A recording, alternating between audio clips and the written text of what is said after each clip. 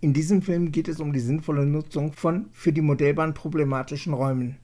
Wie alle meine Filme, so ist auch dieser Film nicht als "so wird's gemacht" Anleitung zu verstehen, sondern eher als Denkanstoß: Überleg mal, ob man das nicht auch so oder so machen könnte.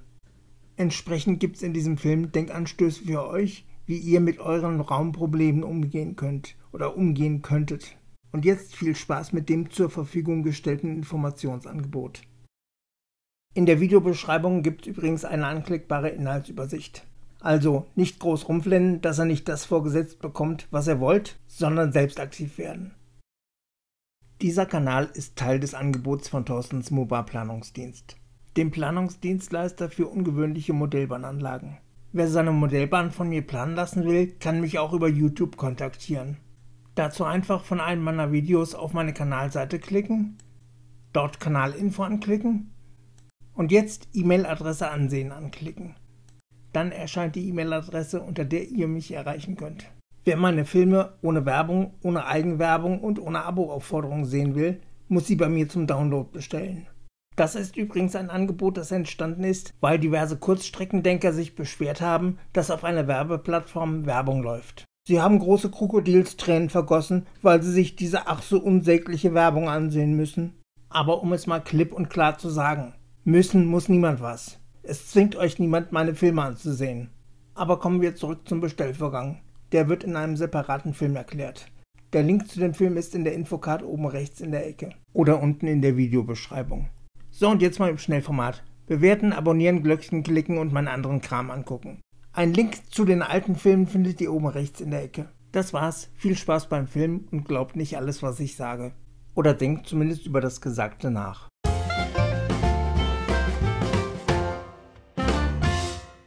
Formen von Modellbahnanlagen in Problemräumen. Eine einzige große Modellbahnanlage. Moin, hier ist Thorsten von Thorstens MOBA Welt mit dem dieswöchigen Video. Jetzt geht's inhaltlich richtig los. Normalerweise stehen Modellbahnen in Räumen, für die man sonst auch nicht die geringste Verwendung hat.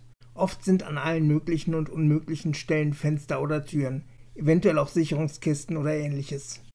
Gut, einen Sicherungskasten haben wir jetzt in dem 2,70 Meter x 5 Meter großen Beispielraum nicht, aber ein nicht zu öffnendes Fenster und 2 nach innen öffnende Türen haben wir auf jeden Fall.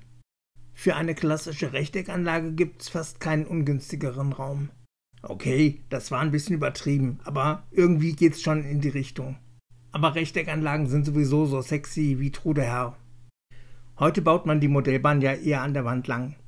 Aber das würde in diesem Raum auch ein elendes Gezacker werden mit diversen Schwenksegmenten, Einlegern und Klappsegmenten und was auch immer man dann noch bauen kann. Was dabei rauskommt, ist auf jeden Fall ein ziemlich nerviges Gedöns. Deshalb ist es eigentlich ganz gut, aus beiden bisher gezeigten Anlagenkonzepten eine Mischform zu generieren. Beispielsweise bei der hier gezeigten Bauform sind beide Türen gut zugänglich und das Fenster ist gut zu erreichen. Kernstücke der Modellbahnanlage sind 2 Gleiswände, einer oben links und einer in der Mitte vorm Fenster. Wird die Anlage als Single-Deck-Anlage ausgelegt, geht es dann nur runter in den Schattenbereich. Wird die Anlage als Doppeldeckanlage ausgelegt, geht es sowohl runter in den Schattenbereich als auch hoch in die zweite Ebene. Die eigentliche Fahrtstrecke der Ebene bewegt sich zwischen den beiden Gleiswändeln. Der Bereich zwischen dem Gleiswendel oben links in der Ecke und der Tür könnte beispielsweise mit einem kleinen Güterbahnhof oder meinetwegen auch mit einer Stadt oder mit sonst irgendwas gefüllt werden. Um den rechten Gleiswendel herum führt ein Anschlussgleis, beispielsweise für eine kleine Fabrik oder was ähnliches. Von der unten eingezeichneten Tür aus hat man quasi einen direkten Blick auf den eben erwähnten Bahnkunden. Der Gleiswendel könnte mit gebogenem 0,8 mm Karosserieblech verkleidet werden. Dieses Material könnte dann auch gleich Träger der Hintergrundkulisse sein. Aber die Form von der Anlage, die passt doch eher zu GN15 als wie zu H0, oder? Ja, das stimmt schon. Für H0 wäre es vielleicht besser, die Anlagenkanten etwas zu glätten. Aber jetzt hast du doch an der Tür voll das Nadelöhr. Tja, einen Tod muss man sterben. Oder anders gesagt, man kommt nicht um Kompromisse herum. Zu dem Thema gibt es übrigens einen eigenen Film. Der ist zu finden in der Playlist zu diesem Film hier. Und die Playlist ist am Ende des Films verlinkt. Natürlich ist der Link noch oben rechts in einer Infocard zu finden und unten in der Videobeschreibung. Im vorliegenden Fall könnte es beispielsweise ein Kompromiss sein, die Tür nur so weit zu öffnen, dass die Öffnung der Gangbreite entspricht. Ja gut, schon besser, aber die Radien, die sind doch eher was für die Nebenstrecke, oder? Ja, das stimmt schon. Für eine Hauptstrecke müsste man die Anlage ein wenig aus den Ecken rausziehen. Wir können das ja gerade mal durchspielen. Auf die Art und Weise hätten wir dann jetzt den Platz, um eine durchgehende Kurve von hier bis hier zu machen. Man könnte da aber beispielsweise auch einen Bahnhof, der in einer Kurve liegt, hinsetzen. Ähnlich wie beispielsweise den Bahnhof Steinbach am Wald. Nicht zu verwechseln mit der CDU-Politikerin. Das ist Steinbach im Wald. Na, ist ja auch egal. Jedenfalls habe ich hier mal eine eingleisige Hauptstrecke als relativ simplen Gleisplan eingezeichnet. In grün ist ja noch ein Firmenanschluss oder ein Industriestammgleis zu sehen und in rot ist die Ortsgüteranlage eingezeichnet. Was hier im Moment zu sehen ist übrigens die Singledeck-Variante dieser Anlage. Da bei der Doppeldeckanlage die Gleiswände ja in beide Richtungen befahren werden können müssen, kommt bei der Doppeldeck-Variante noch ein weiteres Gleis pro Gleiswendelanbindung hinzu. Für Leute, die Züge nur im Bahnhof sehen wollen, reicht eigentlich die untere Ebene bzw. die Singledeck-Variante dieser Anlage. Wer allerdings Züge lieber auf freier Strecke sieht, sollte zumindest noch eine zweite Ebene vorsehen. Auf dieser Ebene kann man dann je nach Vorliebe lange Züge ungestört fahren sehen oder kurze Züge auf einer vergleichsweise langen Strecke verfolgen. Wer es sich nicht zutraut, so eine Planung selbst umzusetzen, kann sich übrigens gerne an Thorstens Mobile Planungsdienst wenden. Die Kontaktmöglichkeiten sind im Vorspann dieses Filmes erklärt. Aber es gibt ja noch mehr Möglichkeiten als eine einzige große feste Anlage. Kommen wir also nun zu den weiteren Optionen. Kernanlage mit Erweiterungen aus Modulen oder gleich eine Modulanlage.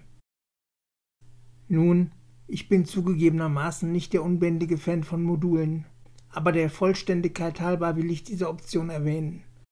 Seit Teil 19 der Modellbahnplanungsserie sind bei mir keine neuen Erkenntnisse zu Modulen hinzugekommen. Wer sich für Module interessiert, kann sich ja den genannten Teil ansehen. Er ist in der Playlist zu diesem Film zu finden. Idealerweise ruft ihr die genannte Playlist über die Endcard am Ende des Filmes auf. Vielleicht noch eine kurze Erklärung zu der hier zu sehenden Illustration.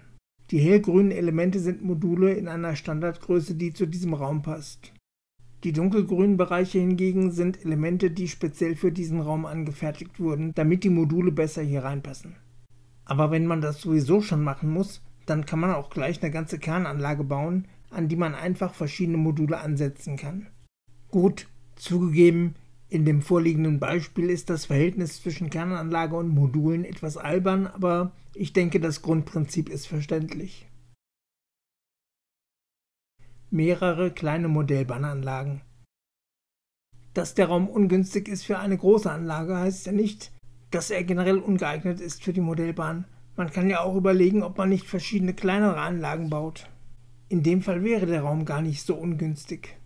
Und man hätte tatsächlich die reelle Chance, eine Anlage mal wirklich fertig zu bekommen. Aber ich denke, auf eine Sache muss ich nochmal etwas genauer eingehen, und zwar die Faltanlage, der schwarze Block rechts unten in der Ecke. Das ist im Prinzip eine Konstruktion, die ich schon in Teil 12, kein Platz, kein Geld, Teil 2 vorgestellt habe. Auch der Film ist übrigens in der Playlist zu diesem Film. Und die kann wie üblich am Ende des Filmes aufgerufen werden. Aber werfen wir erstmal einen Blick auf die Faltanlage, beziehungsweise besser gesagt auf die faltbare Schaukastenanlage. Im zusammengefalteten Zustand kann das Ding aussehen wie ein Sideboard oder wie sonst ein unauffälliges Möbelstück. Aber jetzt kommen wir mal dazu, wie man dieses Möbelstück zu einer Modellbahnanlage entfaltet. Der Mittelteil der Front wird nach vorne geklappt und die beiden seitlichen großen Flächen werden herausgenommen. Und der Deckel des Sideboards bzw. des Schaukastens wird angehoben. Die zuvor entfernten großen Frontflächen des vermeintlichen Sideboards dienen nun als seitliche Stützen des Deckels bzw. als seitliche Begrenzung des Schaukastens. Nun kann die zuvor senkrecht hängende Grundfläche der Anlage nach oben geschwenkt werden. Was zuvor horizontal unter dem Deckel lag, entpuppt sich nach dem Aufklappen als Hintergrundkulisse. Die Anlagenfläche wird so weit über die Horizontale hinausgehoben, dass das vorhin nach vorne geklappte Mittelteil nun als Stütze der Anlagenfläche dienen kann und sie in der Horizontalen hält. Wenn dieses Stadium erreicht ist, dann kann man jetzt auch den Schattenbahnhof ausklappen. In der Grafik hier wird die Tiefe des Schattenbahnhofs leider durch die Größe des Bildschirms begrenzt. Aber im echten Leben ist natürlich die Höhe der Hintergrundkulisse oder die Tiefe des Sideboards der begrenzende Faktor. Zur Erhöhung der Kapazität des kleinen Schattenbahnhofs kann man natürlich noch solche Dinge verwenden, wie beispielsweise eine manuell betätigte Drehscheibe oder eine manuell betätigte Schiebebühne. Und jetzt ist der Zeitpunkt gekommen, an dem ihr euch der Playlist zu diesem Film widmen solltet. Die erwähnte Playlist kann übrigens direkt hier, wo der rote Pfeil drauf zeigt, angeklickt werden. Wer da nichts Interessantes findet, kann sich bei meinen alten Filmen umgucken. Die Filme sind zwar älter, aber der Inhalt ist noch aktuell. Einen Link zu den alten Filmen findet ihr oben rechts in der Ecke.